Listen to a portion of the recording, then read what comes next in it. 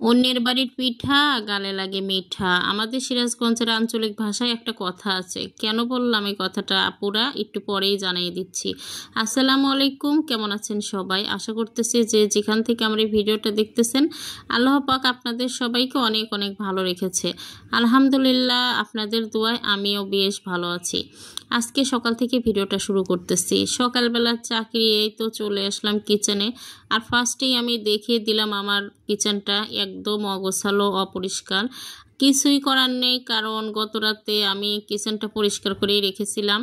তারপরে আমার ছেলে কি কি বানিয়ে খেয়েছে, তারপরে পরিষ্কার করা হয়নি। যাই হোক, সকালবেলা উঠেই আমি রান্না করতে শুরু করে দিয়েছি। এদিকে সকাল 7:30টার মধ্যেই তো নাস্তা বানাইতে হয়। আজকেও আলু ভাজি করে নিচ্ছিলাম আর রুটি বানাবো।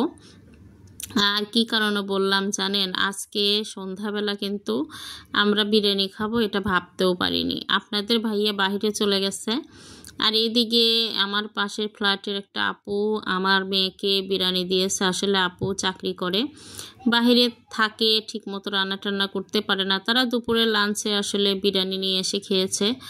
তো যাই খাক না কেন, সে আমার মেয়েকে দিয়েই খায়। তো ওইটা আমরা টেস্ট করার পরে ওইটা ছিল আসলে গরুর মাংস দিয়ে বিরিয়ানি। আর ওইটা টেস্ট করার পরে আমার ছেলে বলতেছে, আম্মু এটা তো অনেক মজা, বাড়িতে যতই রান্না করি না কেন ওই রকম কিন্তু মজা লাগে না।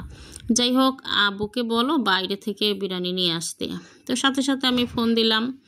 তো অত রাতে বিরিয়ানি পাবে কোথায়? তো ভাগ্য ভালো, গিয়ে দেখে তারা এখনও পর্যন্ত বিরিয়ানি আছে, কিন্তু ওদেরকে বসিয়ে রেখেই নাকি আবার নতুন করে বানিয়ে দিয়েছে। বেশ অনেকক্ষণ সময় লেগেছে।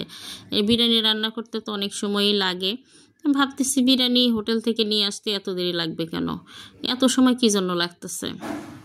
তো এই হলো অবস্থা। বিরিয়ানি আসলে আমার ছেলে মেয়ে আমি অনেক বেশি পছন্দ করি। আপনাদের ভাইয়া তেমন একটা পছন্দ করে না, কিন্তু বাইরে থেকে যখন কোনো খাবার নিয়ে আসা হয় সেটা দেখতেই তো অনেক লোভনীয় লাগে। যদি কোনো সময় নাও খেতে চায় তারপরে মনে হয় একটু খাওয়া হয়েই যায়। এই দেখেন, কথা বলতে বলতে আমার রান্নাবাড়ি শেষ। এদিকে একটা ডিমও ভাজি করে দিচ্ছিলাম। তারপরে তো সন্ধ্যার সময় একটু ডাউলের বড়া করে নিচ্ছিলাম। আজকে সন্ধ্যায় কিন্তু রান্না করতে হয়েছে। তরকারি থাকলেও মাঝে মাঝে কিন্তু খেতে ইচ্ছে করে না, মনে হয় একটু গরম ভাতের সাথে আলু ভর্তা, একটু মানে বড়া হলে বা ভর্তা ভাত হলে অনেক বেশি মজা লাগে। যদিও রাতের বেলা তেমনভাবে আমি খাই না, তারপরেও আপনাদের ভাইয়ার আর আমার ছেলের তো ভাত ছাড়া চলেই না। আর আমার কিচেনটা অত বেশিও বড় না, ছোট।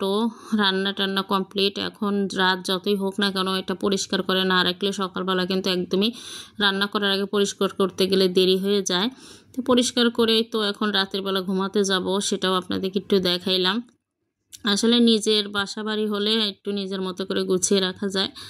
আর যে ইতিহাসগুলো আপনাদের সাথে এতক্ষণ শেয়ার করলাম বিরিয়ানির, সেটাই আসলে এখন দেখাচ্ছি।